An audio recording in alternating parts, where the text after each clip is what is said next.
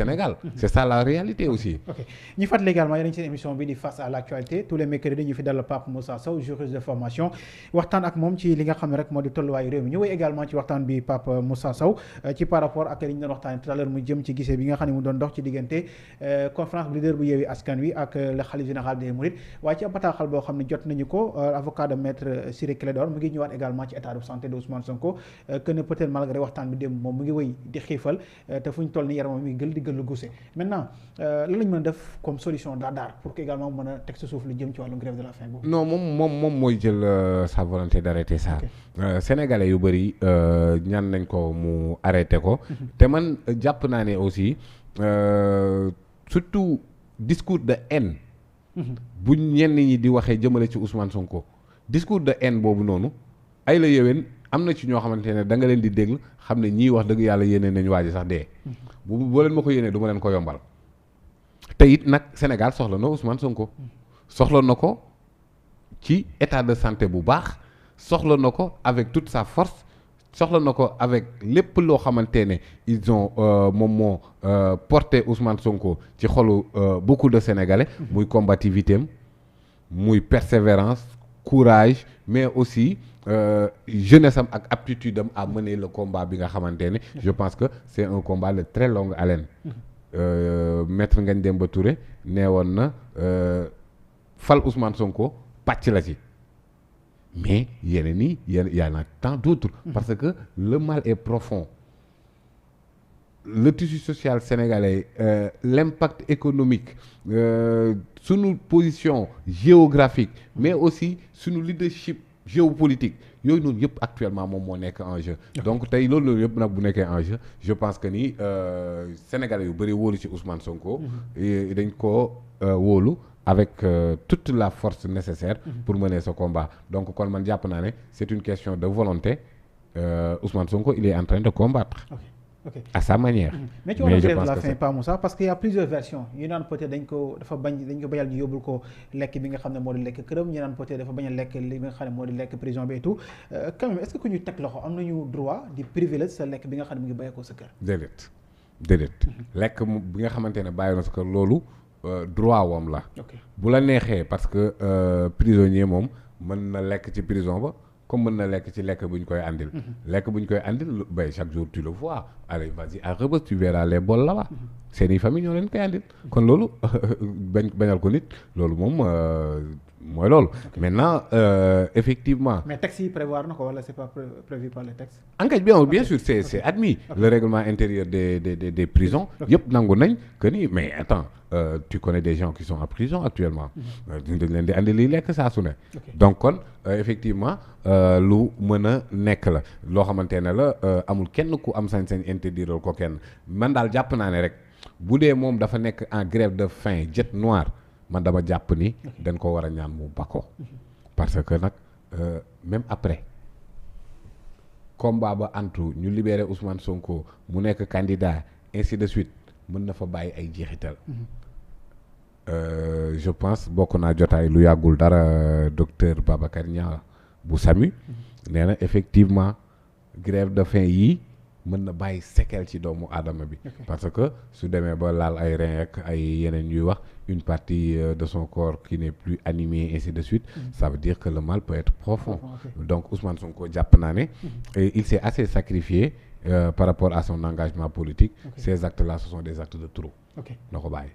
Déjà naka nga gisee coow li am entre Abdou Karim Fofana ki yor cadre gouvernement bi ak ki nga xam ne moo di Yoro Dia ak ki nga xam ne moo di Flewin également ginnaaw bi téeméer ak ñeent fukk ak ñaar yi ay ñi nga xam ñoo di intellectuel bindee ab livre wala bind sax benn pétition di saako ñu libérer Ousmane Sonko donc naka nga comprendre coow li ak li ci xew lépp yàkkante lu mel ni xewee. xam nga c'est-à-dire c'est le débat intellectuel. qui s'est rabaissé au Sénégal. En tout cas, c'est désolant. Non, xam nga bu ñu taxawee di wax ne ce sont des intellectuels. Donc supposés avoir un niveau de perception élevé. Mais bu ñu demee ba nag di xastante ka xaxarante ce n'est plus un débat intellectuel maintenant. Ah non, un débat intellectuel ce sont des arguments. C'est convaincre par des éléments scientifiques. Alors donc ki nga xamante ne moom def na pétition wala bind nañ texte parce que def na ko fii ñoom ak ñoom Bougar et cetera. Ils ont fait une production intellectuelle produire benn texte wax seen position mais attends loolu boo ko bëggee dajji mais da ngay andi un texte aussi intellectuel avec des contre-arguments loolu moom mooy le débat. mais ñoom nee nañ bi ñuy taal université fa la ñu nekkoon bi ñuy wax Gatsa fa la ñu nekkoon. bi ñuy wax comme Samuel Doe fa la ñu nekkoon. waaw je pense que c'est des propos. waaw léegi loolu laajte fan la ñu nekkoon la. maintenant man bi ñuy wax yooyu yëpp j'avais dénoncé à l'époque parce que je pense que c'était ici devant toi. je t'ai dit que ni man université. ku ko surtout la faculté de droit boo ko taalee man nga taal. temple du savoir. donc on a dénoncé tous ces actes là au moment bi nga xamante ne mi ngi am maintenant problème bi ce n'est pas que woy foo nekkoon bi moom li mu wax argumenté ko da ngay ñëw teggi ko par des arguments mais pas ay xaste en fait voilà ce qu'ils disent intellectuels et parfois voilà dafay mel ni la violence verbale. comprendre l'attitude de Abdou Karim Fofana.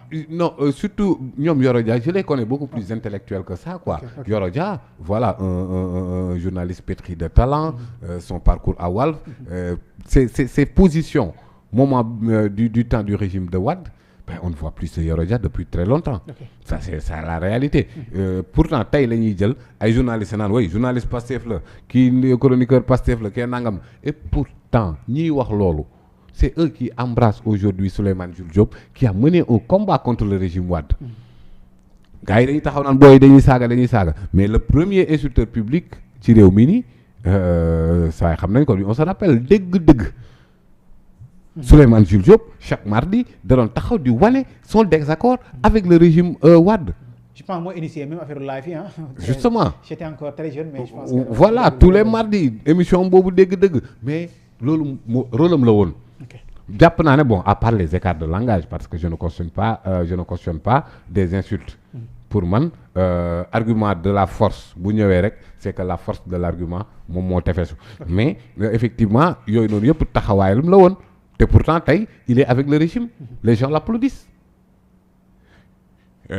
d'autres journalistes y compris Yoro Dia et tant d'autres yoo xamante ne jëloon nañ fait et cause pour le triomphe de la démocratie mais ñu ci bëri ana ñu tey. mais est-ce que débat bi waroon gën a civilisé que ni ñu ko defee nii. mais justement parce que c'est argument contre argument. quand même. surtout ils ont dit que la démocratie sénégalaise dafa reculer. surtout à des niveaux insoupçonnés. c'est-à-dire tey jii nii ku ne démocratie Sénégal dafa reculer. parce que da ngay envoyé ñetti emoji ñu jàpp la ci ñetti emoji reetaan Ousmane Diagne moom la partagé ñu jàpp ko. Bassirou Diomaye Faye il a donné benn opinion ñu jàpp ko. Fadilou Keita dafa ne j'espère que mon frère n'a pas fait l'objet de ceci ñu jàpp ko question alors voilà les entités indépendantes ay Reporters sans frontières ainsi de suite mais temps yële passé gis nga benn rapport sur la presse sénégalaise qui a reculé mais ñooñu waa Pastef lañ ay organisme international le cas de Sonko effectivement donc ainsi de suite il y a beaucoup de choses nee naa la de 1960 à 2012 lépp li fi am ci acteurs politiques yu nekk en prison de 2012 au moment où je vous parle les records ont été battus. Alors donc loolu lan lañ koy mën a tuddee ci démocratie Ousmane Sonko son seul tort c'est de s'opposer. Président Macky Sall opposé wu na. Président Wade opposé wu na ñooñu noonu ñëpp mosuñ leen empêcher de participer à ces joutes électorales. Et pourtant Ousmane Sonko nee naa la waxu fi lu fi kenn waxul Ousmane Sonko jëlul xeer jëmale assemblée nationale nag deful loolu si les gens avaient cette image là de Ousmane Sonko en xeer jëmale assemblée nationale kenn dootu ko waxati. Et pourtant des opposants takk nañ seen bopp assemblée ñoom Mambay ñoom Mambay Niang ñoom Thérèse ainsi de suite ils ont mené une opposition farouche bi fi problème yi amee ba ñu andil ñu médiateur. nga xam ne leen lu mal jaxasoo woon na dëkk bi Olusegun Obasanjo ñoom Thérèse ñoom Mambay hôtel ba lañ ko fekk di ko yuuxoo ay loolu je pense à l'époque ñu doon ko topp